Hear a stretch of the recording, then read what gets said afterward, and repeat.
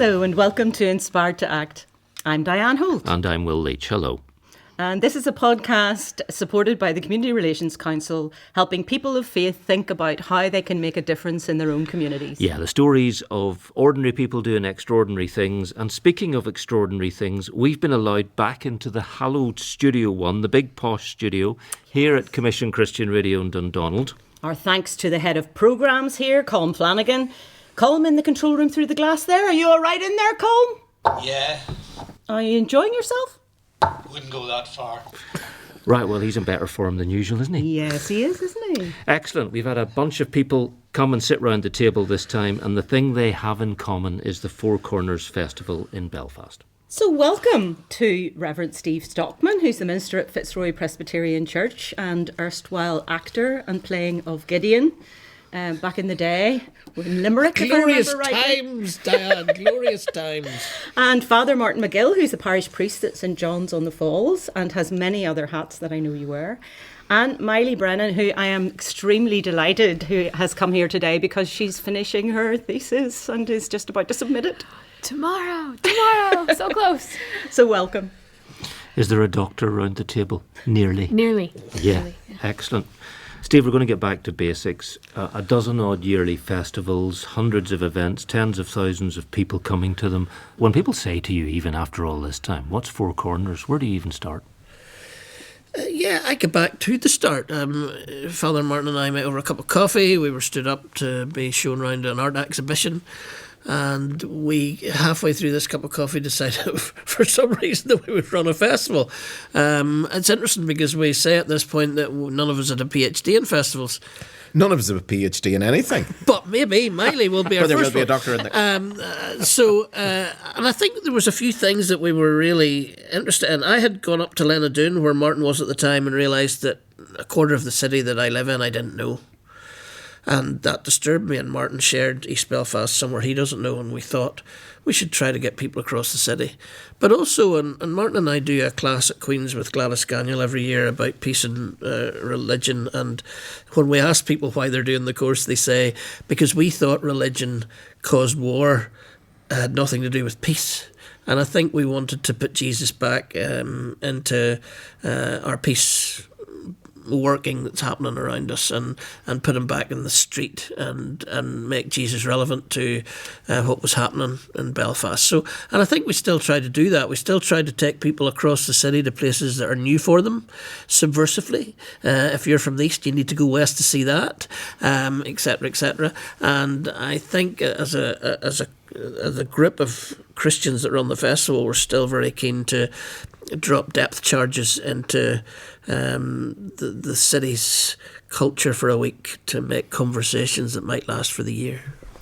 Well, Mylie, you've obviously come on board quite more lately, and you're not actually from here. So what was it that really excited you about the Four Corners Festival, and how did you get involved? Yeah, so I got involved because Father Martin and Steve came to my university in undergrad and gave a presentation about the Four Corners Festival. And I had done a semester in Ireland doing Irish studies, and I'd learned about the Troubles and all these different things. And I was just really inspired by their relationship and what I saw on stage, and I got to chat with them afterwards. And I'll be quite honest, really the reason that I got involved is because I had become Facebook friends with Steve. And when I got the position to be a PhD student at Queen's, the only person I knew in the city was this guy named Steve. So I reached out and said, hello, I'm moving to Belfast. You know, I'm interested in the Four Corners Festival. That seemed like a great thing. And he said, oh, just come along to the first meeting, you know, see you on Friday. And I showed up and he introduced me as the intern. So here I am 3 years later. I think there's a little bit added into that, though. We're not just as reckless as that. Taylor University that Mylie went to, we have a long history with. So the Mushburgers who teach there and lecture there and bring teams to Ireland. So in between that, I'm talking to Jennifer saying, who's this Mylie girl that's coming? And Jennifer's one of the lecturers at Taylor, and she gave her the kind of review that I thought, okay, we had a couple of Taylor people on before, and they were just immense. We're very positive about any of the students that have come from Taylor, so that's how Mylie was getting reviews that she wasn't aware of. I did not know that, no. No, the look That of makes a lot more amazement was sense. thoroughly precious. I thought there. I Is was that just unfolded round the snatched off table. the street. Yeah. Martin, is that remotely how you remember it? Oh, very much. I mean, we still will joke about we had gone off to look at an art exhibition, and lo and behold, there we are. It ended up in the parish house in St Oliver Plunkett Parish in Linnadoon over a cup of coffee, and just a similar experience of Belfast. And so it's interesting when Steve will talk about that subversive piece. Still, Four Corners Festival, when we're looking at that, key piece is actually encouraging people to move outside their own area that they're comfortable in. We think it's a legacy of the Troubles, not just geographically, but in a sense to move outside that whole comfort zone. And I suppose for me, if I look back at this year's festival, which was the 12th one I think you mentioned in the way past, one of the great lines was on the Tuesday night event, Elma Walsh, whose son Donal had a real journey of facing into cancer, and then whenever he died, she's obviously reflecting on that whole experience and sharing the experience of that. Her great line was, we get growth whenever we move outside our comfort zone. And that for me is still very valuable. Have you ever thought about sponsorship by Translink? Because the glider does take people west to east. I'm only half joking, but you know what I mean? So many people have had journeys. Half joking, because we started before all of that. And then we saw the map of buses. And it was 4 very distinct corners that we were unaware of. Now, he loves the glider. He loves it. I'm never so sure about driving in and out of it because he's on it, waving at me from inside. But yeah, that's something that actually proved to us that there were 4 very distinct corners in Belfast. So we need to write that down. Let's get funding from the glider. Well, I've been already thinking about that actually, and I'm just conscious that at the review meeting of last year, already some themes developing for next year. So, well, you might be onto something. All right, excellent. Now, we've talked about talks, but there are much more than just talks. We need to get an idea, because there will be people listening who, and I hate to say this to the 3 of you, have never been to any of your events.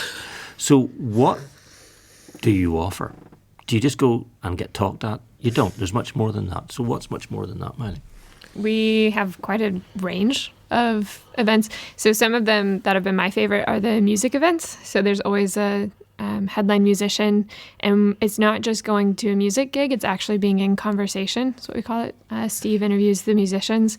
So we get to hear about their journey into their music, which is great.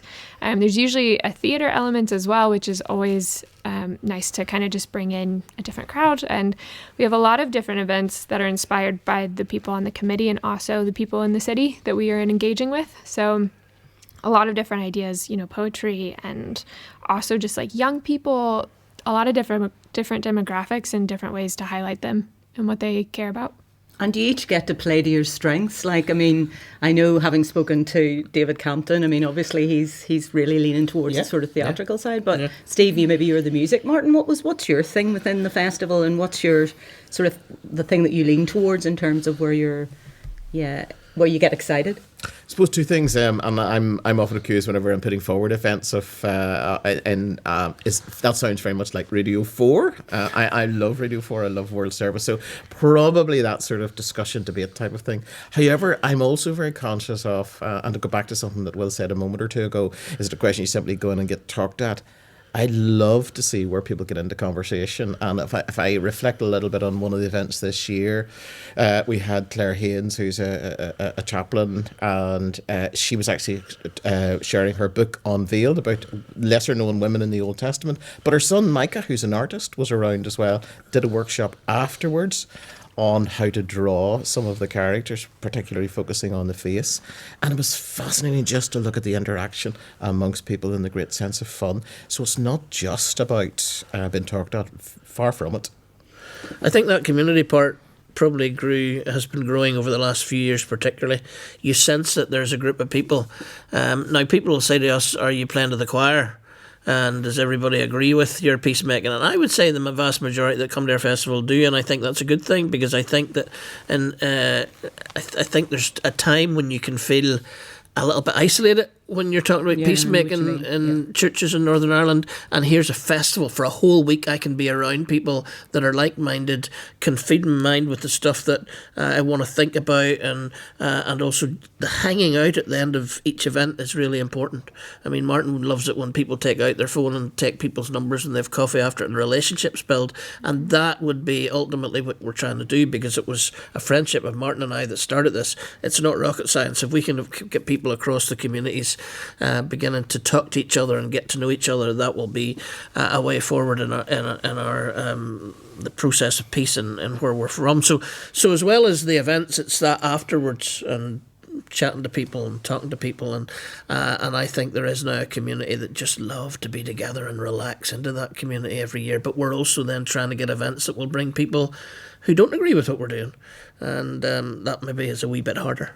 You see, repeat business is no bad thing, but you do want to get those people who haven't thought about this stuff before, don't you? Correct. I suppose one of the things, just when Steve mentions that, which has really encouraged me this year, I mentioned Unveiled already, which was there was the very first Sunday night event looking at lesser known women in the Old Testament, or women in the Old Testament. It's really good that a number of women actually found the event so good. They discovered some resources online that Claire Haynes, the author, put together, and they're now meeting. They're meeting on a monthly basis from various churches, etc. And it'd be very interesting to see where that one goes. It's brilliant. And I noticed this year you sort of focused on hope. Mylie, how did that come about? Yeah, I think just from my perspective, there has been a lot of lack of hope. When we were building this festival, the government had been collapsed nearly 3 years, if not 3 years. You know, there's just a lot going on globally as well as in our city. And I think that was something, coming together around our stories, and specifically stories that move us towards a culture of hope, felt like something the city needed, really, and something that we needed and we wanted to talk about and engage in and bring in people who did have a focus on hope.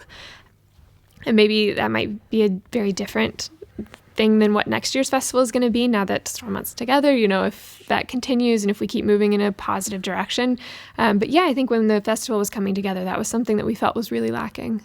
Because I saw that and I thought, that's interesting that they've used that word, because I've heard it again, people saying to me, and the many people I've had the privilege of interviewing with in these four walls in the last year, we're in a very depressed, hopeless phase generally in society. Of course there's reason for hope. We're Christ followers. But the point is, there's a lot of unhappiness. Yeah. Well, Professor John Brewer, who we would have listened to, particularly in our earlier years. John was more around us and we spent more time with him. But John, who's the best probably academically, Gladys Scaniel as well, I need to add one of our committee members, but John writes wonderfully about religion and peacemaking in Northern Ireland, and he would have said to Martin and I in the early days of this, he said, these are your words, grace, forgiveness, hope.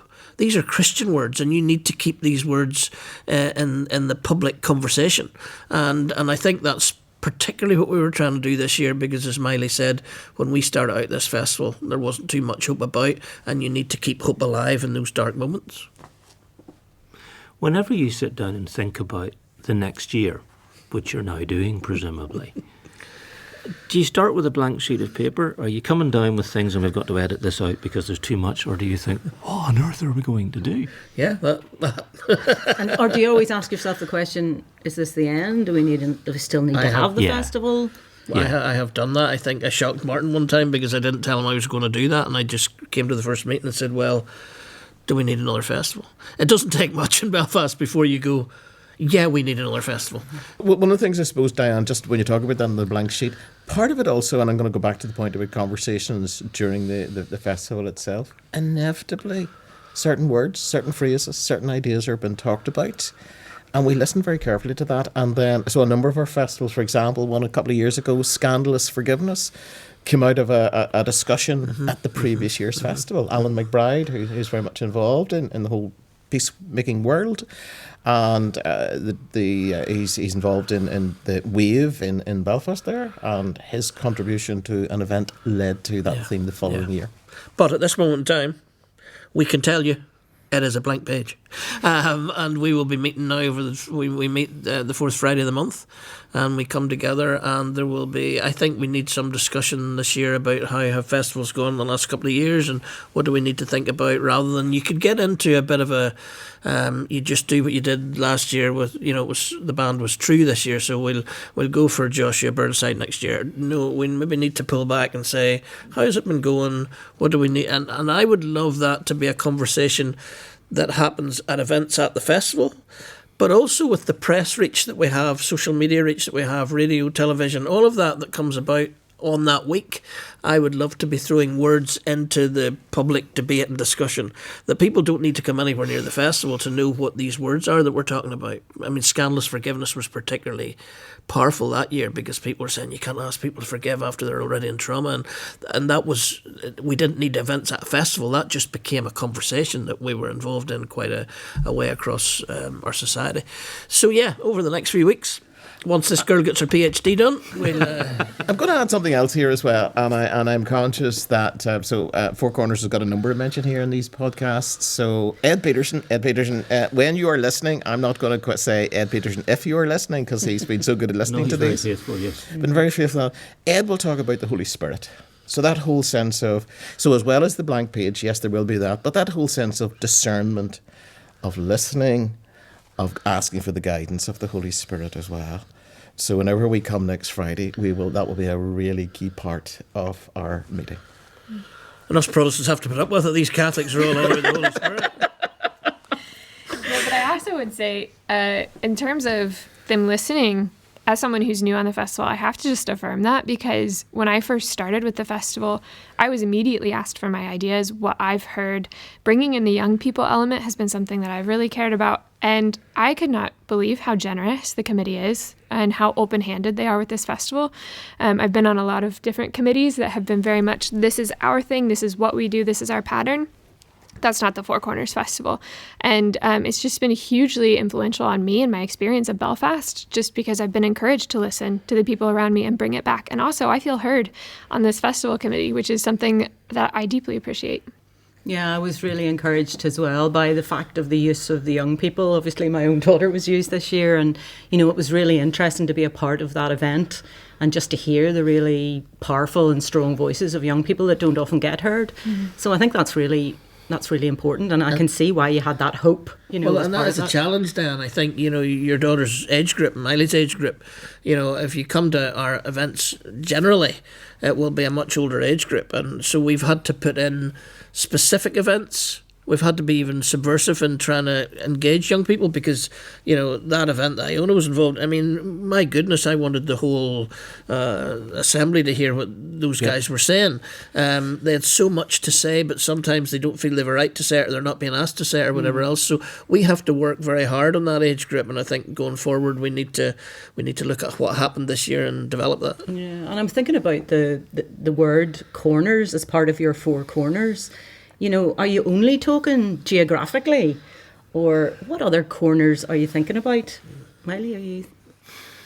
Yeah, I mean, again, just how different the experience is amongst young people of Belfast versus people of older generations. They don't they don't have living memory of some of the reasons why Belfast is the way it is. They have different ideas about how to move the city forward. There's been a lot of investment, which is fantastic. So yeah, that's something that I think brings a lot of value, is platforming those voices. So, generationally, and like Father Martin was saying, with Claire Haynes coming in and bringing in also platforming women's voices within the space has been so powerful. And geographically also, that subversiveness. Yeah.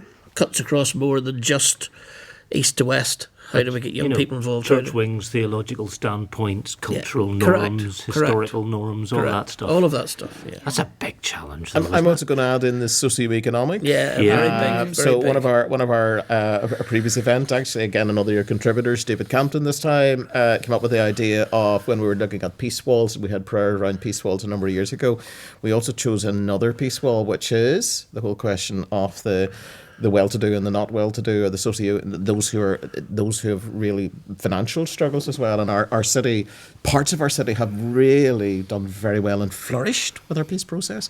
Other parts haven't, and some parts might say, well, what's been in it for me? What's been the benefit? And Martin and I were invited to Ohio to talk to a small town there about their Four Corners. Because if you're listening to this anywhere outside of Belfast, it is relevant to everybody. Everybody's Four Corners. Ours have specific, eccentric, our foibles and quirks. But every town, city in the world has their Four Corners, and they're not necessarily the same as ours. So all of those things, all of those different, being subversive among all these kinds of things to get people together, to get them listening to each other, that's all involved. It's frightening, as you say, Will, but we'll probably not achieve it all in 1 year. But if we can make sure we achieve some of it every year, then that'll be helpful. Phrases do come up. I mean, they've come up in the interviews we do here. And you talked about scandalous forgiveness. Someone said to us, when it came to about cost of living and difficulties people have, they said holy discontent. And it was just a really interesting phrase, again, because it was Christians saying we don't want it to be this way. Yeah. We want it to be different. Yeah. I'm looking down the bottom of the list of things I scribbled, as all people do, where they look through brochures and they look through websites and they think of things they've listened to, watched online or whatever. And at the bottom it says, sport, game of Four Corners. You do sport? Have you done any sport? You know what? I'm a sport maniac, and Martin knows nothing about it, but he's the one that keeps fighting for sport to be involved. So, in fact, actually, earlier I was going to sort of say to Mylie across the way with a little smile about sport, but I'm just conscious that, because that actually goes back to an interview, if you remember, actually, when you were with Sunday Sequence. Yes. I was blindsided by the question, so what role does sport play in reconciliation in Northern Ireland? And I said, well...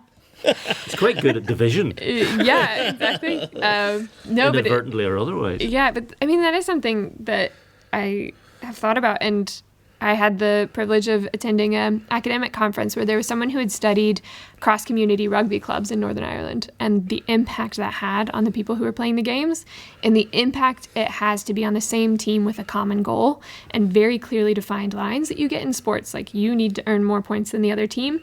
And when you're on the same team with people, you build that rapport and that relationship. And I think that's really powerful. Like you said, it can be divisive. It can absolutely be divisive, but when it's done well, it can be something that brings a community together. So we give them the chance to play. I only get a chance to play rugby. I never get a chance to play hurling like my mate Frank. And I wouldn't have been brave enough, but I would love to go at it. And so we have an event every year where young people can come together and play all the sports that they don't get to play at school and interact with each other and find each other, etc., etc. So that's been a very important event. So this is Peace Players, and we've had such good experience with Peace Players over the years. So there's one of the quarters is it's Gaelic football, soccer, rugby, and the fourth event is actually CR community relations, almost a sense of the sort of work you're doing here with the podcast and that opportunity to get. And one thing with Peace Players is they really take our theme and they do it very well, and they unfold it for the young people who have come along that night. And so it's been such a good experience of sport for us. Let's face it, you're not going to get a crowd of 50 and 60-year-olds coming to that, so that's getting your young person box ticked really quite nicely there, isn't it? Yeah. Absolutely. And your Wonderful Wonder, I have to say, I've participated in that, and that was really interesting because you see things that you just would never normally see. So it's like an intentional walk. Is that what it is? Yeah. Absolutely. I mean, it is hugely successful. I mean, I think I counted over 100 were listed for it this year, and there was a waiting list. And you kind of think, is there anybody left in Belfast other than those following David Campton and Jim Deeds around some strange area of Belfast? But that has become hugely successful. And I think it does a couple of the things that we want to do as a festival. Brings people together, takes them into a corner of the city they maybe never walked in, but that's an entire post-event because you can talk to people as you walk, and people have come to really love that. And then, of course, Campton and Deeds throw in some poetry and drama and history and all kinds of other stuff, which has made that hugely successful. I mean, I would imagine it's one of the most successful walks around the city. And at the end of it, again, there's the tea and the coffee and the tray bakes, and that's a really important part as well to build the conversations. Yes, and this year, Jim Deeds broke out his guitar, and we sang Brown Eyed Girl in the Hollow, which, as an American, was quite an experience. Dan Morrison's Hollow, Jim Deeds singing, that's okay. Yeah, It wasn't raining, was it? Because it's miserable in there when it's raining. It was. It was. Van seemed to write it in California and forget that. So the hardest question we could ask you, and we could talk the whole podcast about this, is when you look back over 12 festivals, has it made any difference? Has it actually changed the place we live? It's too big a question, I think. Yeah, we'll get on with it. And I'm not sure that that big answer. Well, maybe it's is for those us. small stories of transformation that you have experienced or witnessed. Because, this podcast is called Inspired to Act. Yeah. And what is it? Well, we've seen some amazing things happen during festivals, but one of my highlights of the 12 years was the first meeting back after last year's, when some of us came into a room, probably tired after a festival for sure, but weary about all kinds of things in life, struggling with the church life and all kinds of stuff, and we all just looked around and thought, I love being with this group of people. And that's just the planners who have grown to love each other over a period of 12 years, or the years that people have been part of us. And I think that happens outside as well. My father-in-law passed away just after this year's festival, and at his funeral, it was like a Four Corners event. People were coming from across denominations and across the city, and I'm thinking, without Four Corners, this funeral wouldn't happen. My father-in-law wouldn't have had the last number of years that he had. So I think it does change friendships, and you're hoping that friendships ripple out across whatever, and you are hoping that there are lives that are seismically changed. And I think there's a few. I mean, we think of a family who lost a loved one to the British Army, and after one of our events, a former member of the British Army went up and met that family. Or at Clonard one evening, where one of my Fitzroy singers sang a Bobby Sands song, and a guy came up after it and said, I was beside Bobby Sands in the cell when he wrote that, and you got it really right. And my friend said to him, my grandfather was killed in one of the biggest atrocities of the Troubles. And they were suddenly in a conversation that they would never have been in had Four Corners not brought people across the city into different scenes. So you're hoping that those conversations change and those go on, and I think we can look back and we want it to be the peace city of the world because of a festival. We're not stupid enough to think that's the case, but we want to make our contribution, and I think we have. I suppose one of the things that I would look at this year, so the festival finished on Sunday the 11th of February. A couple of days later, some of the people in the festival were together again. This time it was St Matthew's Church in the Woodvale Road, very close to the Shankill, and we were there for Ash Wednesday, but it's Ash Wednesday with a difference, Interchurch Ash Wednesday. And we had a service together with people from a variety of different denominations, and as part of that we also had an ashing service for those who wished to receive that as well. So I don't think 12, 15 years ago that would have been possible for us, and it passed off. It was a very moving service, and there are absolutely no issues at all with it. What about you, Mylie? What sticks in your mind from the years that you've been? I know it's been slightly less, but... Yeah. I think the way that we come to the festival with open ears and the listening, I think it's been really inspiring that we know what the scope of our festival is going to be. Like they said, we know we're not going to be something that draws everybody in and it's going to magically become better. But when we listen and we pay attention and we follow the guiding that we get from the Holy Spirit and from each other, you see these relationships. And I've had interactions, even so this year we had True come in, and the band, it's not a particularly religious band, it's a mixed background band, and they brought in a whole crowd of their regular followers who would never be in a church, and they were in this church space. And one of the people I talked to afterwards who's not religious at all was like, that was a near religious experience for me, being in that room and hearing those harmonies. And that just really was like so encouraging to me that people are coming in who maybe don't have a faith background, because it is a comfortable space for those of us who care about peace and reconciliation and ecumenism. Yeah, but also bringing in people who wouldn't normally be in these spaces, and knowing that every interaction actually matters, and it's not about huge cultural shifts for us. It's about creating space for people to meet and come together and have personal healing. And there's another subversive. True they're not a Christian band, but they're a band who are contributing into, we think, peace and reconciliation. So they're welcome in the festival. So sometimes those who don't have a faith, or they can't define their faith, or they can't give their creed, will not be allowed to speak at such events. We had Carl Frampton at Clonard, and Mark Sidebottom ended up interviewing him, and they were both saying to us before, we're not religious. Well, halfway through it, Mark stops and says, Carl, this is a beautiful church we're in tonight. I suppose, well, what do you think about God? And I'm thinking, I could never have asked that question. Yeah, but Sadie would ask that for you. But so they started talking about God. I'm thinking, well, this wasn't the night we expected that, but it was fascinating and really, really poignant. So we're trying to bring lots of things together, and it's interesting to hear Mylie, because she is fresh to it, and we might be doting a bit in our old traditions, but hopefully not. I'm willing to bet there were things you thought of in the first, second, third, fourth years, and you tried them, and you looked at each other when you sat down and said, well, if there's one thing we know we'll not do again, it's X, Y, or Z. Is there anything that you think, gosh, we learned a lesson there?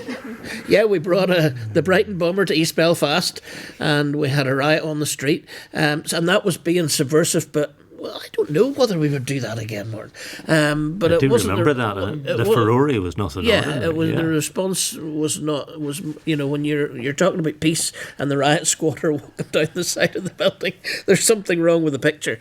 And yet that was the most incredibly powerful night, because after Joe Berry and Pat McGee spoke, then somebody got up who felt that their husband was retaliation for the Brighton bomb, and she told her story and had a photograph of her husband there, and then a couple other people started telling their story, and there's moments when I look across at Martin and I think, how did we get here? This is amazing what's happening in front of us.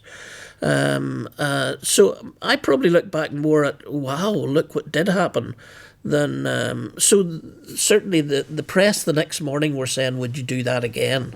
And I'm not sure I wouldn't, because we have to be courageous, but I'm disappointed that because we were inside wanting to talk to the people outside, but it was too dangerous to talk to the people outside. And I think, to be fair, we've done a couple of events in that side of the city since that maybe have had some of those people into an event which we've been able to maybe listen better. But I don't think there's too many events that I wouldn't do. I would possibly, for me, I would actually maybe pick events again and do it differently. So Diane, you mentioned there the event with the young people there. So I am going to say I came up with the idea of a panel of 6 young people.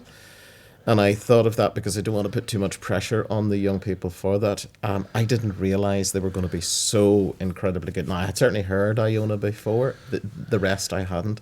But they were absolutely super. We didn't need a panel of 6. So, for example, if we're doing a young people's event again next year, possibly 3 at the very most. Journalists will tell you that. Never interview more than 3, or you get grannies complaining that they weren't on. Yes. Yes. I've been on the wrong end of Give that. everybody a fair crack. Useful learning, actually. And then we had, just at the end of that, we had a number of others as well, but we'd planned it with a few other groups too. So that was a little bit of a sort of a communal effort to put together an event. Lots of good learning in it. We'd definitely do something like that again. But I'm fascinated by that, because you will have had moments where it's really tense and it's really awkward, and someone's being bold to say and brave and steeled themselves to stand up and all the rest of it, and you are looking at each other and thinking, how did we get here? So you have had to be brave at times and think, I'm just going to leave this for a moment and see where it goes. That's brave. Yeah, we've had those moments. I'm not going to put them on a podcast, but I'm thinking of David Campton getting up one night in the same building as we had a riot, and things were happening in the stage that maybe weren't appropriate, and he got up to introduce the next Sam, and as he got up, I was nearly bursting, and he just got up and says, breathe in, breathe out. And after 3 of those, we were back to normal again. But yeah, there's moments when I like to think we're courageous, but we're nothing like as courageous as the ones before us who were having pickets outside and probably violence outside and inside. We've got away with this festival without too much of that, and we're thankful for that. So probably not as brave as the Kens and the Jerrys before us. I think what you said about, walking into the room of the people who are involved in the organising of the festival and thinking, I just love being a part of this group of people, is actually hugely important, because in one way, not the establishment, but the development of those relationships and the sort of brotherly, sisterly relationships that you now have is something that you, in essence, want to model across the city. And I suppose it's interesting that you chose festival as the model of how to do that. Is that about that sense of celebration and hope rather than the pulling things down? The Pope actually told us we needed more celebration than we do. You? Yeah, the Pope told us. We had a 2-minute video from the Pope at our 10th anniversary festival. And that was one of those years when we had that crossing of the subversiveness, because we got this amazing... A video made specifically for by the Pope for our festival. Yes. Magill, he couldn't get Magill, it was Magill. And in Spanish we had to get it translated. And what was really wonderful was, I mean, if you talk about, people coming across the city, there was 4 older women from the Falls that arrived at the venue, St Anne's. So we had the Pope opening the 10th anniversary festival with a 2-minute video in St Anne's. Austin Ivory speaking, who had written the Pope's last book with him. And these women arrived and they said, I think the way I was told it was, they said, we're just 4 Fenians from the Falls Road, but can we get into St Anne's to hear our Pope give this message? And then we finished in St Peter's with the Archbishop of Canterbury. Now, if you'd have told us that the first 3 years of the festival, that we would start with a video from the Pope and we would end with the Archbishop of Canterbury, we would have laughed at you. But it's happened, and part of that message from Pope Francis was festival, you need to be celebrating, and we don't do that enough. And that's one of the lessons that we haven't learned. I think we need a little bit more of that in the year rather than too much Radio 4. So there's something about what is God's intention for the city of Belfast. He wants it to be a thriving and flourishing and exciting and happy place, and I think that's what, to me, the festival is attempting in some way to bring together. And I suppose actually when you talk about bringing together, and I'm wearing the hoodie here. Oh, look, I never even noticed that. Bringing Belfast together. And it's gone back to that whole sense again. And in every sense of the word, actually, the togetherness of us, no matter where we come from. And I suppose and it hasn't featured really this afternoon, but I'm very conscious again from some of your previous podcast guests, it hasn't just been people from Belfast. You've had from Rwanda, you've from the Holy Land, etc. That whole sense of, now we've lots of people coming in to make Belfast home. How do we bring this community of people together so we can be that flourishing, wonderful... to go back to a great quotation from Heather Morris, it's a wonderful yet wounded city, and yet been able to sort of bring us together, hold us together as a people, and to be able to flourish together. You see, if you look at this island and the way we quote-unquote do church, it's changing. And who's coming along is changing because the island's population is changing. So Absolutely. You get these huge numbers of different nationalities, different races, different cultures, different practices, different Christian practices, worshipping in churches up and down Ireland. How do you reflect the fact that we are radically different from what we were a dozen years ago when you started? How do we as a festival reflect that? Probably not enough, because I think still coming so close to ceasefires and agreements, we're still caught in this, I wouldn't call it Catholic Protestant anymore, nationalist, unionist, whatever it is, and we have dabbled in the international part of that. Diane's been involved in some of that, but not enough, and we do need to be thinking wider about what we're trying to do. It's one of the other subversives. But then, as we say, can we do all subversives every year? Probably not. But that would be one that I think we've maybe lacked in, and we need to think about, who knows, for this year. So your question, for example, I have no doubt when we come together next week That's as right. a committee, it will be part of the discussion, part of the discernment process. And I suppose to go back again to the youth event, so we were very keen that we just simply wouldn't keep it to Belfast people or even people from Northern Ireland, and we went beyond that. When you hear what young people say, and I now hugely regret that I didn't hear what young people said this year, there must be an element, and correct me if I'm wrong, but there must be an element of, are you still talking about the Troubles and about the ceasefire and about all that stuff that happened because we weren't even here and this is not what we're interested in. Mm-hmm. There must be an element of that. Absolutely, yeah. There's this feeling of, we're still stuck in the past. So my PhD research is amongst young people, so Yeah, that's what comes up a lot is like even when they talk about the Good Friday Agreement, there's this duality of like, yes, we're so grateful we don't have the violence anymore. Very well aware. They hear the stories, they know from their parents, but also Stormont doesn't sit. Why do we not have a government? Why can we not function? Why can we not move past? So I think what was really inspiring about that event was that these young people were also so hopeful despite this. You know, there is this like, there's an awareness that the Troubles has caused intergenerational trauma, that they, you know, their upbringing is not necessarily the same as someone who grew up in England or, you know, the States or something like that. And they're talking about it, and they are able to talk about it so much more openly, I think, because they're all like, oh, this impacts you too. You know, things like you grow up and you learn how to categorize the people around you. Whether or not it's talked about as a good or a bad thing, you hear a surname and you go, oh, they're Protestant, or you know about a school and you're automatically categorizing people. And these young people, I think, have a hunger to move past that, and they're talking about it. You've already talked about thinking what you're going to do next year. If you were to stop after this next one, you would have achieved a lot, you would have done a lot, you would have had a lot of occasions when people made relationships and thought about things. Do you think you would be missed? There will come a time, surely, when there's something else needs to be happening in this sphere, and I'm going to smile at Mylie and say, not you two anyway, who are leading the way on it, or in the group of people that are leading the way on it. So how much longer has it got is what I'm really asking in its current festival form? I think that's a good question, and either it has to change at some stage in the next while, and we've been aware for a few years that we need to be, Father Martin and I need to be handing this over to younger folk, and I think we're finding those, but whether they take the festival in another way, whether they stop the festival and start something new. I mean, look at cafes. You've got to stop every 5 years and give it a new name, and our people will be bored with it, and so we have to tax bill. Yeah, we have to we have to consider all those things, and I suppose I'm partly not looking forward to that moment because it's been such a wow part of my life, and the overflow from that in my life, particularly meeting with that group of people once a month. But at the same time, there will come a time when we have to say, and the thing about it is I'm not so much interested in 10 years' time, and this I could point to all the organisations that you've interviewed or whatever else. I've been brought into meetings that say, what will this organisation look like in 15 years' time?